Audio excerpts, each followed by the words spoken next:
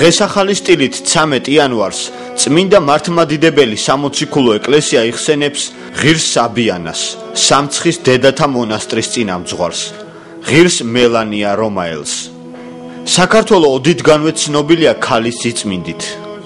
საქართველოს დედათა მონასტრებში მოღვაწე ქალები საოცარი გულმოდგინებით გამოირჩეოდნენ. გამუდმებული ლოცვა, მარხვა, ხელსაქმე და ობოლთა აღზრდა იყო მათი ძირითადი მოვალეობა.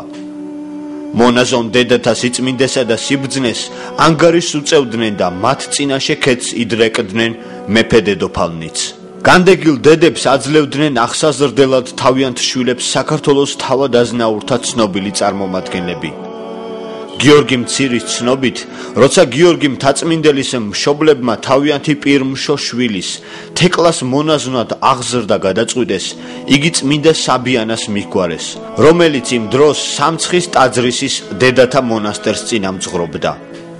შემდეგ ამ მონასტერში მიუყვანიათ 7 წლის გიორგი მთაწმინდელიც.